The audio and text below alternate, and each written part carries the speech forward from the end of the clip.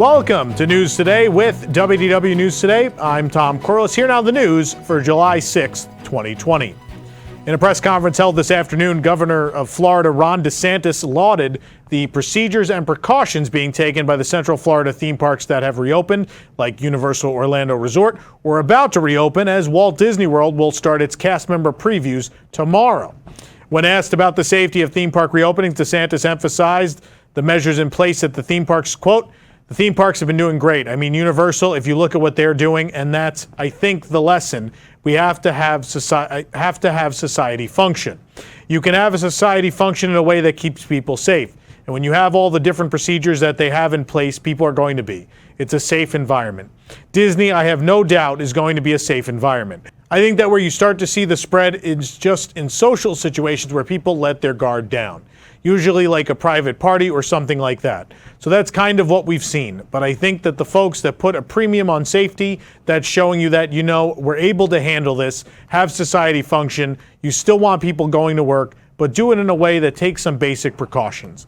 I'm really impressed with what Universal's done, and I've looked at Disney's plan, and it's very thorough. When asked about at what point he'd consider closing down the theme parks again, he reiterated the need to focus on high-risk groups and that for general population, quote, doing the basic things will go a long way. You can watch the full press conference on our website. The video starts at the opening of the floor for questions, which is when the governor was asked about his stance on Walt Disney World's reopening. July 7th, cast members and their guests will be among the first to re-enter the Magic Kingdom as it reopens for its first day of previews. With that will come a first look at the completed Cinderella Castle, which began its magical makeover just a few months before the historic unprecedented closure. We have a special first look at the completed Cinderella Castle, not from afar, but from very close. In fact, the grounds of the hub.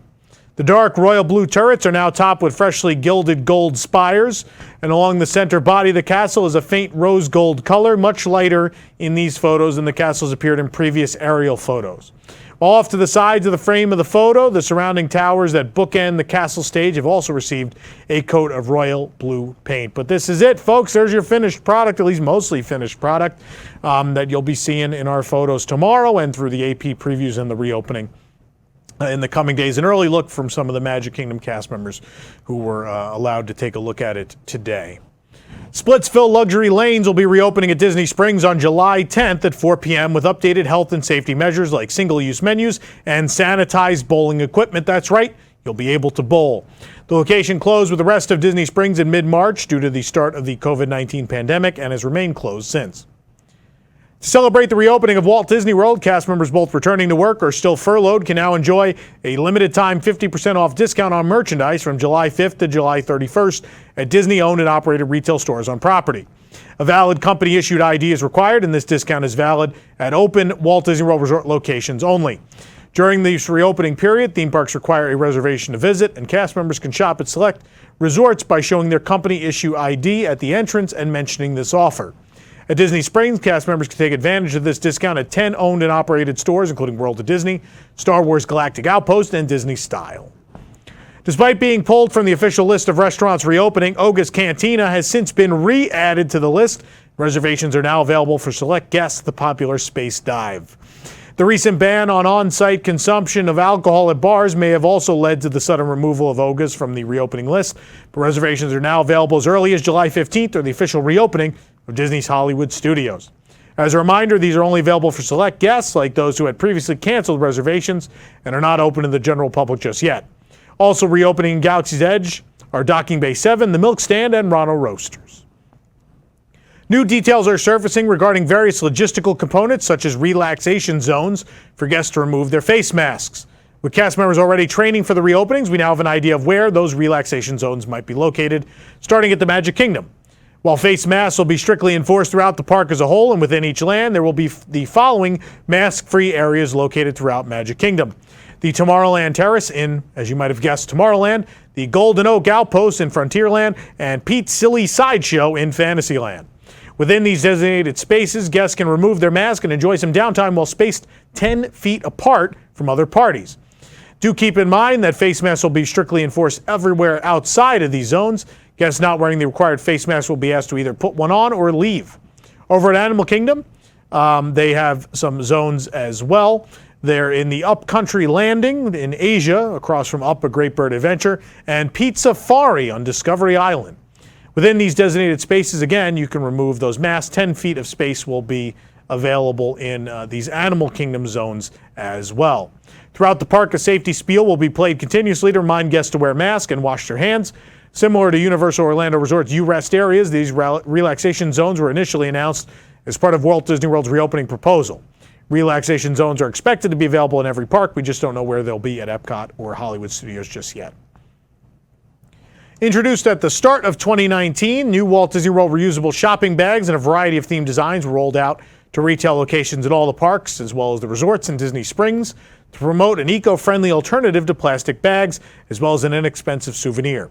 Just last summer, the bags underwent a drastic price increase, with the bags ranging in price from $2 to $3, from the smallest to the largest, up a whopping $1. Now, in a strange wave of price decreases, all bags are $1 each. All sizes ranging from small to large are now, that's right, $1. We've confirmed this at all locations that are currently open, like the World of Disney, and as well at many Disney resort shops. It may not be at the parks. We'll let you know once they reopen. Since the closure of Walt Disney World in March, the future of Future World and Epcot was put on hold, along with other construction work throughout Walt Disney World. Now it appears Epcot's Future World construction is moving forward. The construction presses on for what will become World Celebration. World Celebration will be one of 4 neighborhoods once the work on the reimagined park is completed. Here we have an aerial view of the entrance to the park. This was once the site of the Leave a Legacy monoliths that were removed to make way for more green spaces last August. When comparing aerial photos taken in March, we can see more orange barriers have been added along the leveled perimeter of the One-Time Interventions West building. If you look closely, you can see a staircase going down to the basement of the former building. That's remaining, by the way. This sits near what was once the entrance to Club Cool. Sitting along the outside of the old mouse gear is a rather large pile of bright orange construction barriers. A large portion of the ground between Interventions West and East remains only dirt. Epcot, of course, reopens to guests with valid tickets and park pass reservations on July 15th. So we're interested to see how all this develops between now and then.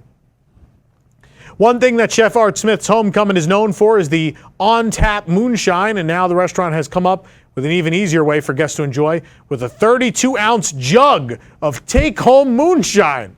That's right, you can take home a jug of moonshine. Coming in a 32-ounce plastic jug, moonshine comes in several different flavors. There's the Rum Shine Punch, the Blue Hooch, the Strawberry Lemonade, Moonshine Margarita, and Sweet Tea Shine. The front features a bright blue sticker with the HFK logo, proudly displaying where you bought this very large container of alcohol.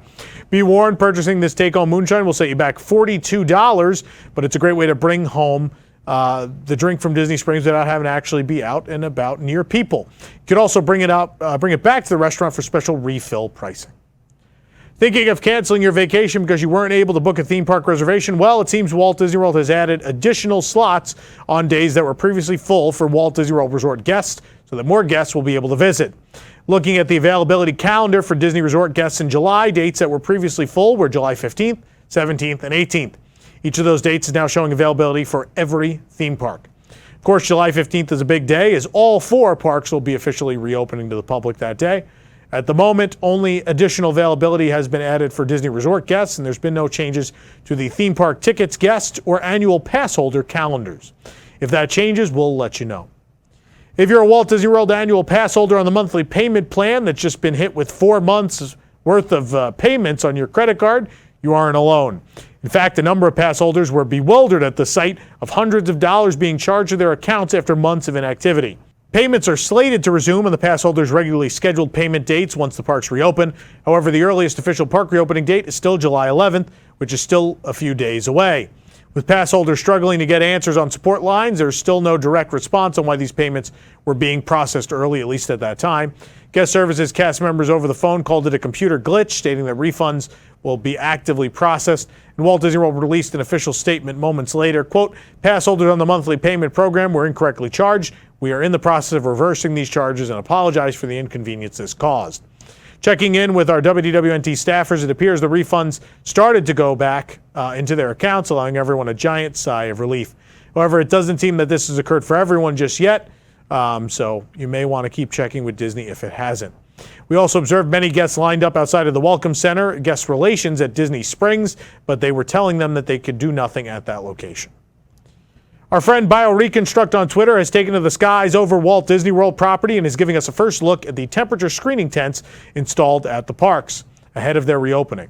First up, we have Animal Kingdom, which is on schedule to debut a brand new arrival area for guests when it reopens on July 11th. A total of 3 tents are set up before bag check, 2 in close proximity and 1 off to the side, presumably for cast members. Disney's Hollywood Studios will be reopening officially on July 15th and has temperature screening tents set up for guests arriving by Skyliner and by bus, as well as a second tent for parking arrivals. Metal barriers are set up to keep guests from entering before undergoing the mandatory security screening process.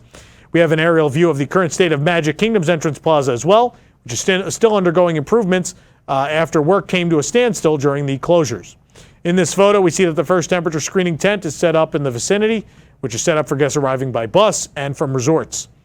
Once the parks reopen, temperature screenings will be required for all guests entering the parks. As a reminder, temperature screening is not taking place at the resorts. Instead, guests will be screened right before they enter the theme parks. We expect additional temperature screening tents to be set up prior to the reopening at other bus arrival stations adjacent to this, as well as for guests arriving by ferry boat or resort boat and along the Contemporary Resort walkway. Epcot will officially reopen on July 15th, and its main entrance area has been outfitted with 2 temperature screening tents. The larger of the 2 will screen guests arriving from the parking lot, located just off the tram loop drop-off area. A smaller tent will screen guests arriving via resort bus. After temperature screenings, guests move along to bag check, followed by ticketing and reservation checkpoints. A glance over to the Epcot arrival garden shows little progress on the west half, with construction coming to a full stop after the closure of the parks due to COVID-19. For now, it seems guests will continue to funnel in via the East Gardens before choosing a side on which to start their day in Future World. Jeff Vail, president of the Walt Disney World Resort, paid Disney's Animal Kingdom a visit as cast members are preparing for the theme park's reopening. In a series of photos on his Instagram, you can catch a glimpse at the ways the park plans to handle social distancing and keep guests safe. A photo from the bridge shows cast members on a boat on the water playing musical instruments, which is a part of the park's plan to allow characters to still interact with guests throughout the day from a safe distance. Another image shows a new way to interact with the Wilderness Explorers.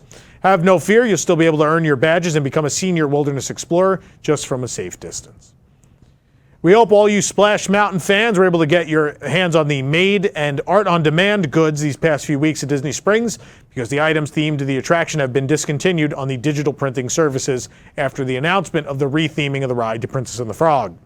2 weeks ago, Made and Art on Demand still had items such as customizable magic bands, phone cases, and art prints available themed to Splash Mountain. Swiping through the Made kiosk, we noticed Splash Mountain designs were no longer there.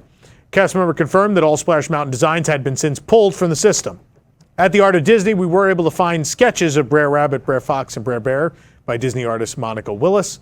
We were also able to spot Willis working on these in real time last week. Fans looking for Disney Parks pals of Brer Rabbit may run into availability issues, as those are selling out quickly with each restock at World of Disney. Both Disneyland and Walt Disney World intend on reopening with the current iteration of Splash Mountain to be closed at a later date for retheming. The same fans that cleared out the shelves at World of Disney will likely be zipping their way over to the Briar Patch or the exit shop of the attractions for one last bit of merchandise. I did get my Park Pal. I got it. So I can remember that Splash Mountain existed, even though Disney will tell me it never did. So it existed. Also have these guys, but yeah. You may remember that we recently spotted some interesting rock work on the Fantasy Springs construction site at Tokyo DisneySea. The rock work found then bared a strong resemblance to some characters that will be featured at a larger-to-life scale at the entrance of the expansion, and it seems even more of this rock work was found. Thanks to Twitter user Umumi, I'm never going to get this name right. We got some pictures of the construction site. Taking a look at the series of pictures in the tweet, we see some type of character is being carved into the rocks. It may or may not be the brooms from Fantasia. Well, only time will tell. When Hong Kong Disneyland reopened in June, character meet and greets had been suspended in order to prevent the spread of the virus, a protocol that has become commonplace in the other Disney parks. But since its reopening, characters have still been making appearances across the park, welcoming guests and reminding them of the ever-present Disney magic we missed during the lengthy closure. First of all, Mickey and the gang were spotted waving at guests from the Disneyland Railroad train station. Earlier this week, Ant-Man and the Wasp have been out and about, posing for photos aside from guests. This is a new offering. And courtesy of our friends at Disney Magical Kingdom blog, we got a look at even more characters out and about. First up is Cinderella, who has stepped out into the park to delight guests. In the video, we see beautiful Cinderella out enjoying the park, smiling brightly and joining guests for a socially distant ride on the carousel. It's named after the princess after all, so we were thrilled to see her waving at guests from it. Across the park, Black Panther and Spider-Man were spotted meeting guests together, pulling impressive hero poses for guests to snap photos of the Marvel duo. Ant-Man and the Wasp, again, who made their official debut outside of the Stark Expo at Hong Kong Disneyland, were there. Scott Lang and Hope Van Dyne were interacting with fans outside of the Ant-Man and the Wasp Nano Battle attraction. Socially distanced character appearances are now the new norm in the parks, but guests are still able to take photos and smile and wave back as they find their favorite characters wandering throughout Hong Kong Disneyland. We Love Mickey is almost like a mantra for most Disney fans, but in Hong Kong Disneyland, it's also the name of their nighttime projection show. When the theme park reopened with new social distancing measures in place, we were surprised to see that the We Love Mickey projection show had resumed. The projections are displayed on the buildings throughout Main Street, with music piped in to add to the experience. Although there was a crowd gathered, many maintained social distancing as best they could while gathering on Main Street. This comes as a bit of a surprise, given that this experience would mean that a crowd would gather or could gather. Both Walt Disney World and Disneyland have announced that when they do reopen, they will not have parades, fireworks, and other events that could create crowds like this, along with meet and greets and other guest interactions. When Shanghai Disneyland reopened, the theme park was utilizing the standby pass system, the Fast Pass system, and Disney Premier Access.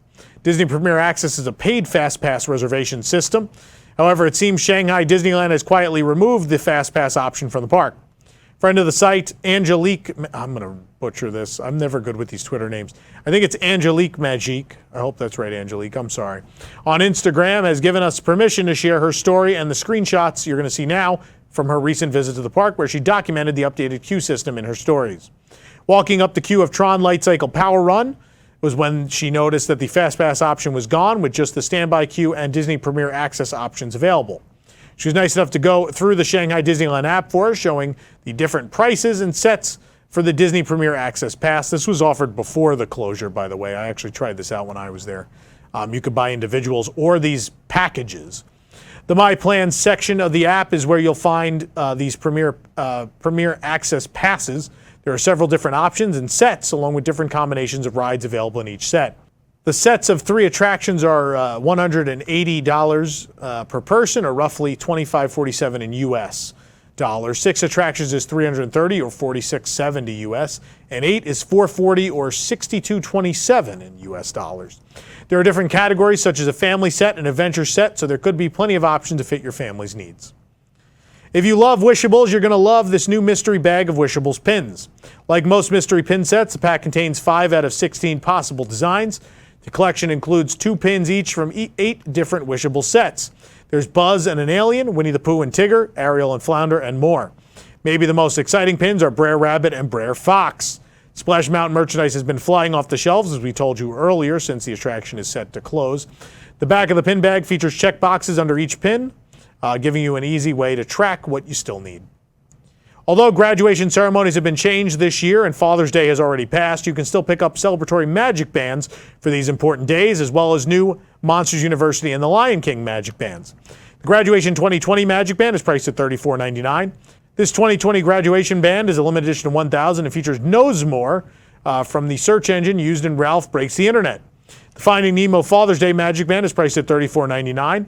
This year's Father's Day magic band shows off Nemo and Marlin. No, I'm not going to do the voice, everyone at home. You can go watch the socially distancing Nemo ad right here on our YouTube channel if you want me to do it. This bright sea blue magic band features Father's Day written in a fun font and above Marlin and Nemo. Interestingly, the artwork on the magic band is horizontal and not vertical like most. The Monsters University Mike Wazowski magic band is priced at $24.99. The bright green of Mike and the bold blues of the MU lettering stand out against the navy blue magic band. The other side of the band features different bright-eyed monster silhouettes and a bright blue shadow.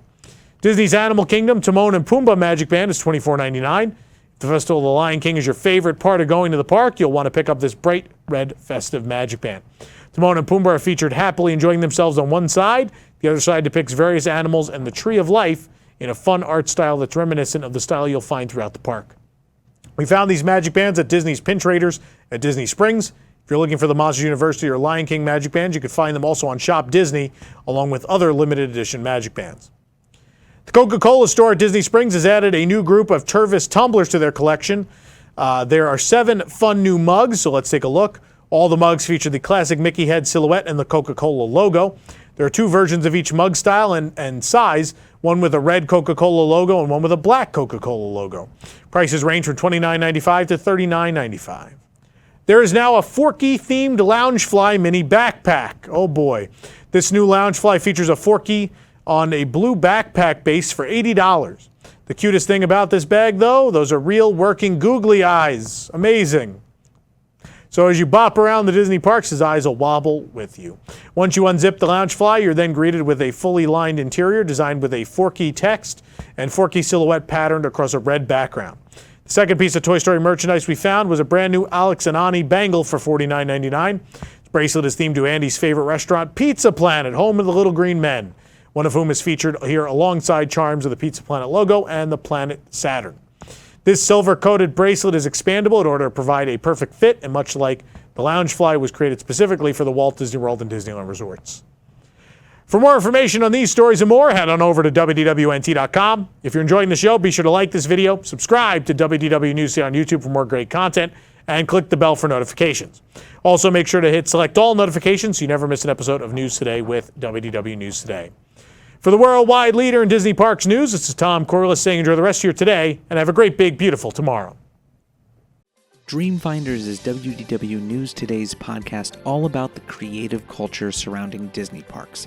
Authors, Imagineers, dancers, actors, photographers, filmmakers, and a whole lot more have all stopped by to chat about how Disney has inspired their artistic work.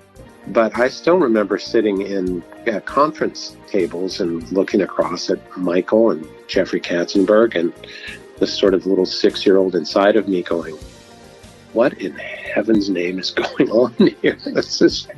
And we're off and running, and Tony needs someone to lay it out for him. And there's no architect available. So the next thing I know, I'm laying out the pavilion. I got to tell you, I have not enjoyed a podcast so much. It's just a warm conversation, and a warm and intelligent conversation, which you don't find that often in podcasts. Dreamfinders.